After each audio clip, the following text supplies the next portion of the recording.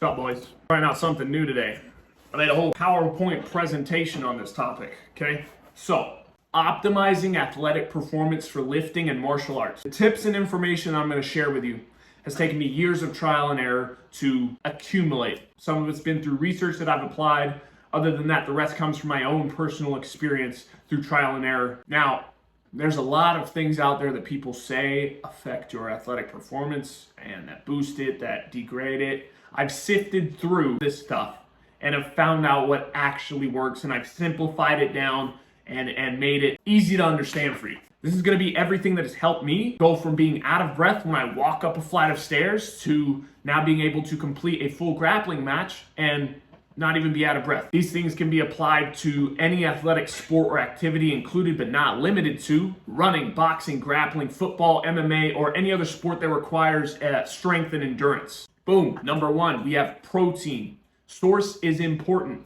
Beef, bison, lamb, fish, and eggs. I left chicken and pork out for a reason, right? I'm not going to get into that right now because I want to make this video quick and concise for you, but just take my word for it. Chicken and pork are not it, bro. Protein shakes. These are low ROI when it comes to nutrient density and what you need to perform at the top of your game. A lot of people, including myself, also get stomach distress from these things, and it's not a good optimal source of protein. 1 gram of protein per pound of body weight. For me, that looks like 1.5 pounds of beef with 12 eggs every day. I get my protein intake from that, but then again, I'm 205. You might be able to get away with a little bit less. Fats. The only fat you should be eating is fats that come from an animal or an avocado.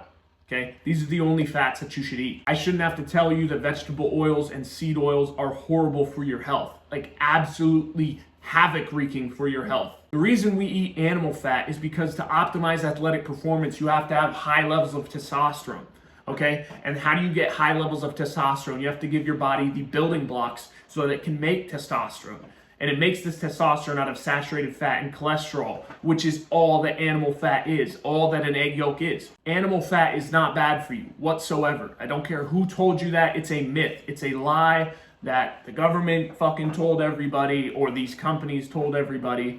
And we're not going to get into that right now. Anyway, carbs, right? Quick digesting carbs right before your activity. An example of this would be fruit juice, sorbet, actual fruit, or honey.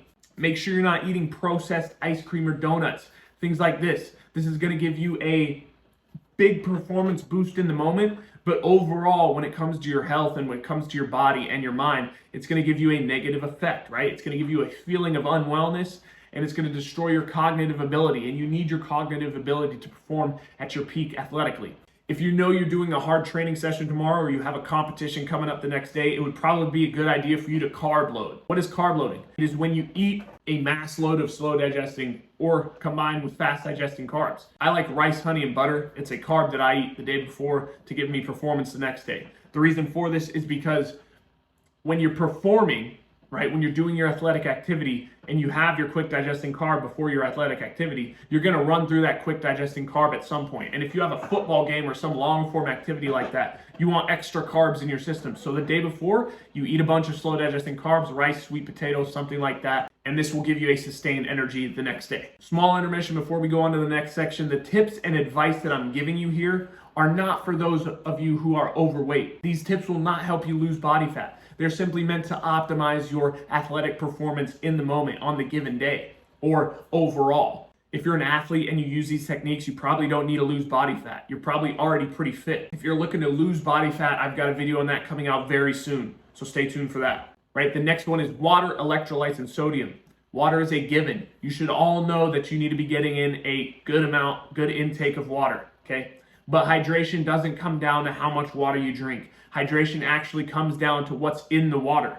So electrolytes, meaning sodium, potassium, magnesium, and calcium. These 4 things need to be optimal if you're going to perform at a high level, even if you're just lifting weights. How do you get these on track, right? Sea salt, not table salt, and a good electrolyte powder. Throw both of those into your water before you train. I drink electrolytes before I lift, before I run, before I do jiu-jitsu, before I do any physically demanding activity. Get a quality electrolyte powder, not liquid IV, right?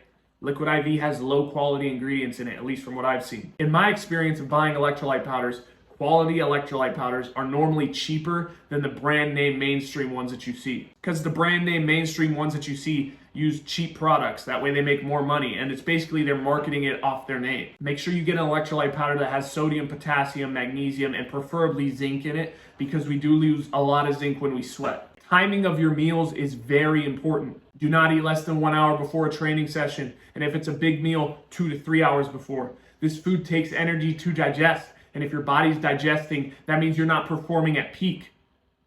A quick digesting carb like fruit juice does not apply here because it takes such a low amount of energy to digest, right? So proteins, fats, and slow digesting carbs, you want to wait a good while before you train. So have those, 2, 3, 4 hours before you train. If you eat those close to when you train, it's going to slow you down. Rest and recovery.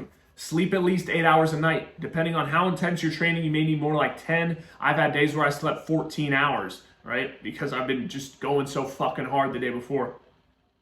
Or that whole week. Consistent quality sleep is extremely important.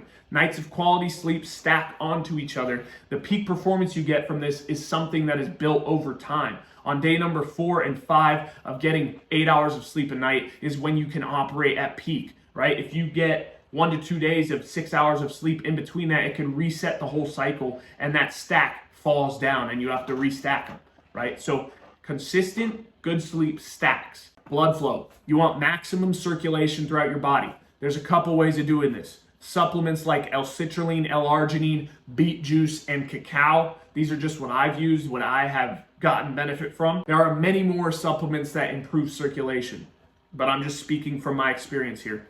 Cacao is hands down my number one go-to for mental energy, improved cardio, performance, focus, just overall boosting performance, right? It's also got myostatin inhibitors in it, which for anyone who doesn't know is myostatin is the enzyme or chemical in your body that controls how big your muscles can get. So if you have less myostatin, your body will grow bigger. If you have more myostatin, your body won't grow as big.